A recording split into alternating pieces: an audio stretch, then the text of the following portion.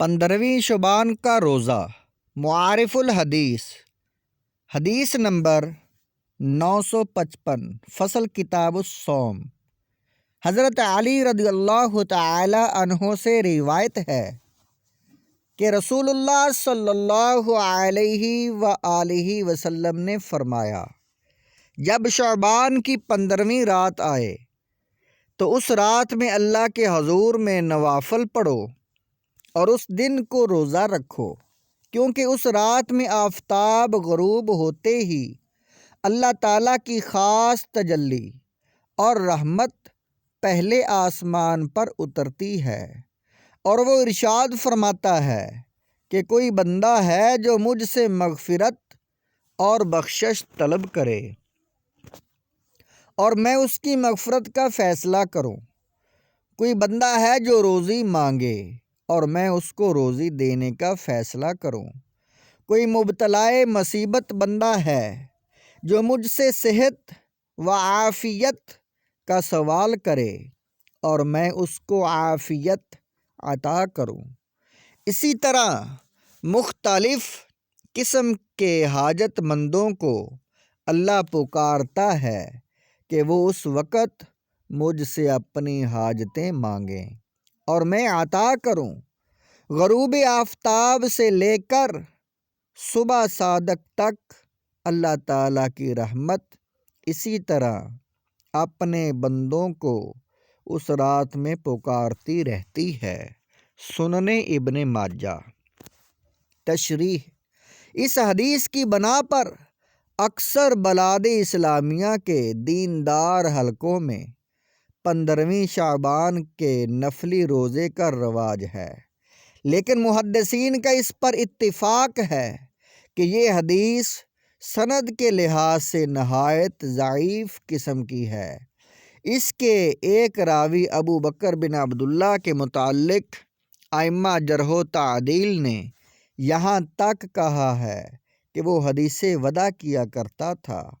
15ویں شعبان کے روزے کے متعلق تو صرف یہی ایک حدیث روایت کی گئی ہے، البتہ شعبان کی 15ویں شب میں عبادت اور دعا و استغفار کے متعلق بعض کتب حدیث میں اور بھی متعدد حدیثیں مروی ہیں، لیکن ان میں کوئی بھی ایسی نہیں ہے جس کی سند محدثین کے اصول و معیار کے مطابق قابل اعتماد ہو، مگر چونکہ یہ متعدد حدیثیں ہیں اور مختلف صحابہ کرام سے مختلف سندوں سے روایت کی گئی ہیں، اس لیے ابن صلاح وغیرہ بعض اکابر محدثین نے لکھا ہے کہ غالباً اس کی کوئی بنیاد ہے، واللہ اعلم۔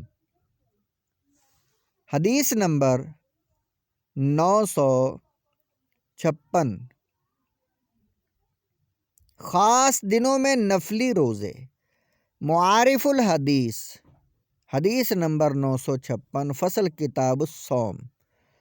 حضرت ابو ہریرہ رضی اللہ تعالی عنہ سے روایت ہے کہ رسول اللہ صلی اللہ علیہ وآلہ وسلم نے فرمایا، پیر کو اور جمعرات کو اعمال کی ایک پیشی ہوتی ہے، میں یہ چاہتا ہوں کہ جب میرے عمل کی پیشی ہو تو میں اس دن روزہ سے ہوں۔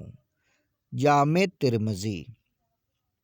تشریح: جس طرح اب تک کی درج ہونے والی حدیثوں میں سال کے بعض متعین مہینوں اور مہینوں کی بعض مخصوص تاریخوں میں نفلی روزے رکھنے کی خاص ترغیب دی گئی ہے، اسی طرح ہفتہ کے بعض مخصوص دنوں کے لیے بھی یہ ترغیب دی گئی ہے، اور خود رسول اللہ صلی اللہ علیہ وآلہ وسلم کے عمل سے بھی اس بارے میں رہنمائی ملتی ہے۔ ناظرین سے گزارش ہے، تبلیغ قرآن چینل اور تبلیغ 92 یہ ہمارا دینی چینل، اس کو سبسکرائب کرنا، لائک کرنا اور شیئر کرنا مت بھولیں۔ شکریہ۔